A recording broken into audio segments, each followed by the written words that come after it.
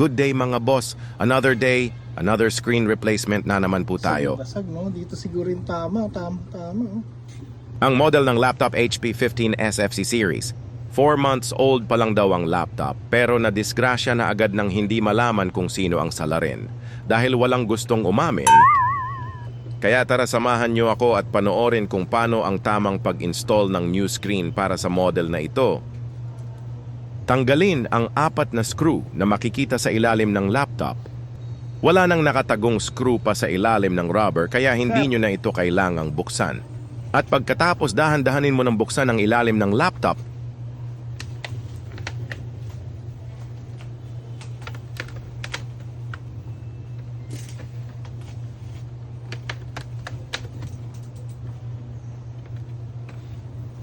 Pasok sa warranty yung ano eh. Opo. Void yun talaga.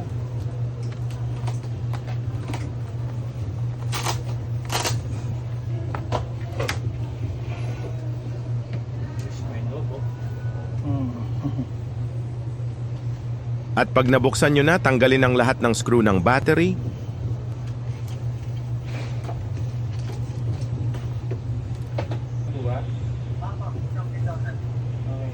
Para matanggal nyo muna ang battery bago kayo magsimulang magpalit ng screen.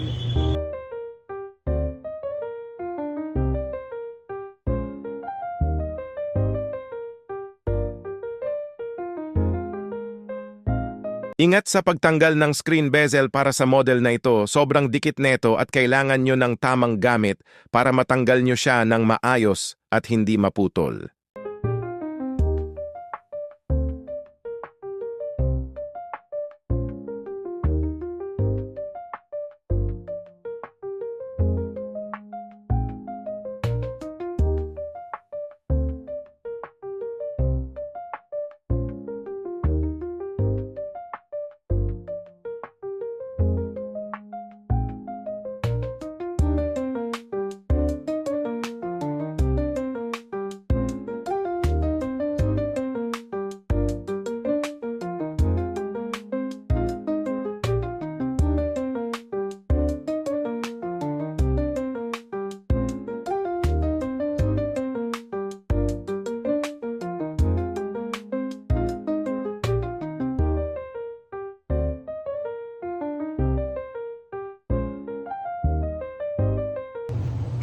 At pagkatapos mo ng matanggal ang screen bezel, isunod namang tanggalin ang 2 adhesive strips na makikita sa magkabilang gilid sa bandang baba ng screen. Kung kayang ingatan ang adhesive strips ay ingatan ninyo para maibalik ito muli.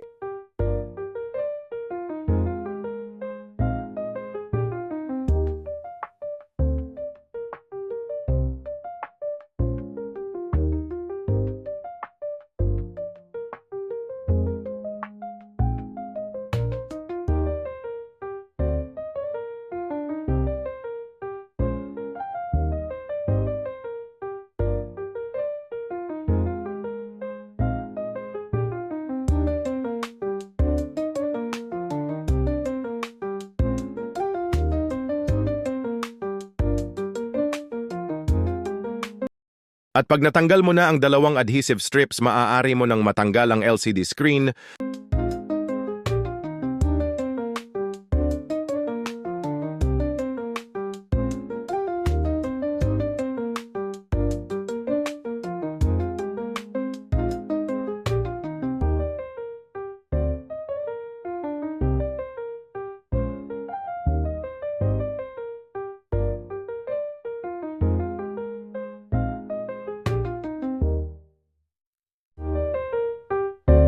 Ang details pala ng screen para sa model na HP 15S FC series ay 15.6 Full HD screen frameless, 60Hz, 30 pins connector.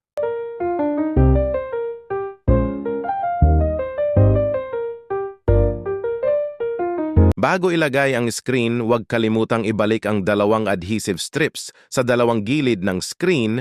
Mahalaga ito para maiwasan ang pag-alog-alog ng screen.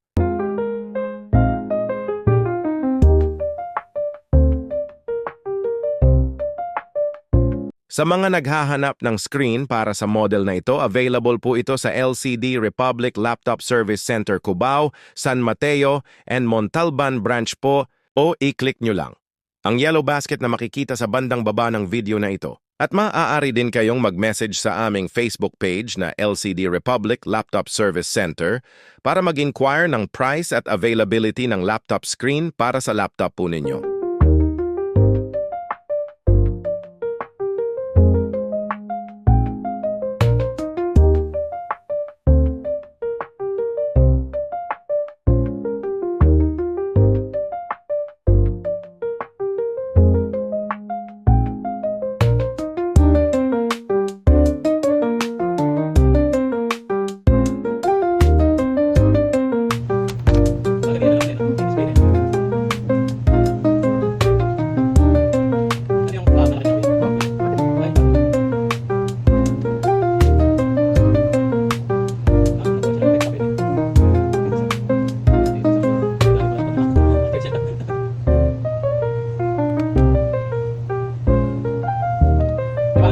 Yes, sir, meron.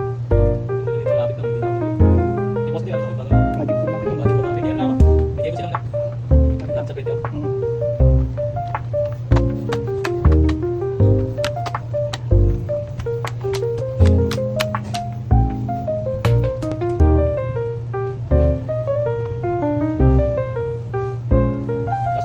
Sir, nasa ka po HP ngayon, sir? Oo, sir, meron tayong one quality basta ng damage. Yung screen protector sa kanya ng tagilid para kung sakaling may problema, madali lang palitan, sir. Kasi iba supply kaya magpalit.